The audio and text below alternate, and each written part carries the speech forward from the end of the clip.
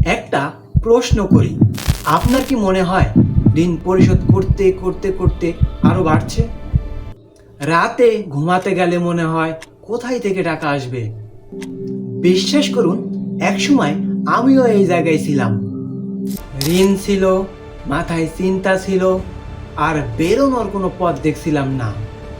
কিন্তু একটা জিনিস বুঝে যাওয়ার পর ঋণ ধীরে ধীরে কমে যাওয়া শুরু করলো। ধরুন, একজন মানুষ আছে, তার 50,000 টাকা এনজিও ঋণ, আরো 30,000 টাকা গ্রামের এক মহাজনের কাছে ধার, আর বাজারের দোকানদারের কাছে 10,000 টাকা বাকি। মোট ঋণ 90,000 টাকা।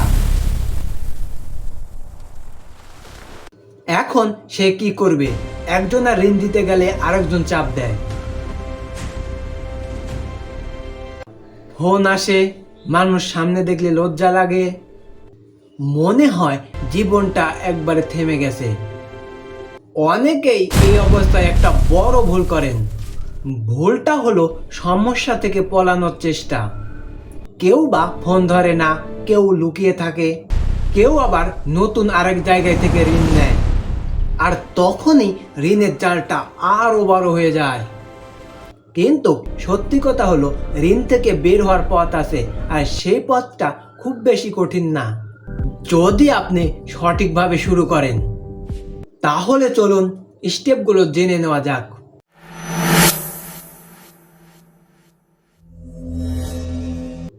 স্টেপ নাম্বার 1, সব ঋণের হিসাব লিখে ফেলুন।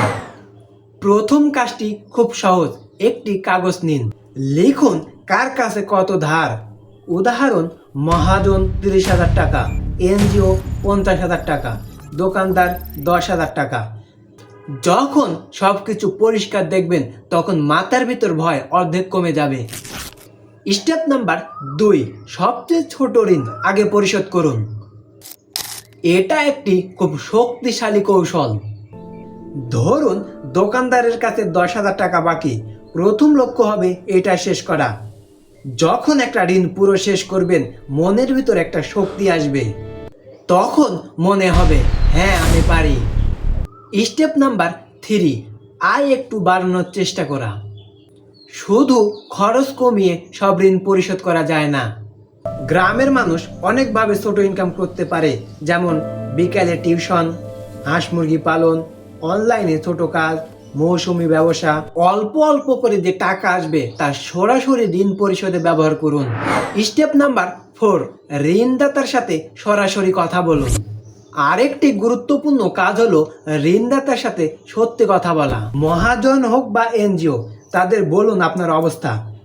বলুন, আমি টাকা দেব, কিন্তু আমাকে একটু সময় দিন। বিশ্বাস করুন, তারা অনেক সময় আপনার চাপ কমিয়ে দেয়। স্টেপ নাম্বার 5, নতুন ঋণ নেওয়া বন্ধ করুন। ঋণ থেকে বের হওয়ার সবচেয়ে গুরুত্বপূর্ণ নিয়ম নতুন ঋণ না নেওয়া, কারণ নতুন ঋণ মানে নতুন বোঝা। আপনি যতদিন নতুন ঋণ বন্ধ করবেন না, ততদিন এই চক্র থেকে বের হওয়া কঠিন। মনে রাখবেন, ঋণ একদিনে তৈরি হয়নি, তাই একদিনে শেষ হবে না। কিন্তু আপনি যদি একটু একটু করে চেষ্টা করেন, তাহলে একদিন দেখবেন আপনার ঋণ কমে গেছে। আজকে যদি আপনার মাথায় ঋণের চাপ থাকে, তাহলে একটা কথা মনে রাখবেন, আপনি একা না। এই সমস্যার মধ্যে হাজার হাজার মানুষ আছে, আর অনেকেই ধীরে ধীরে এই সমস্যা থেকে বের হয়ে এসেছে। আপনিও পারবেন, শুধু আজ থেকে শুরু করুন। কমেন্টে লিখুন আপনার সবচেয়ে বড় ঋণ কত টাকা। আমি চেষ্টা করব আপনাকে একটি বাস্তব পরামর্শ দিতে। ভিডিওটি যদি ভালো লাগে, তাহলে একটি লাইক দিন, আর এমন বাস্তব জীবনের ভিডিও পেতে চ্যানেলটি সাবস্ক্রাইব করুন। দেখা হবে পরবর্তী ভিডিওতে। আসসালামু আলাইকুম রহমতুল্লাহ। আল্লাহ হাফেজ।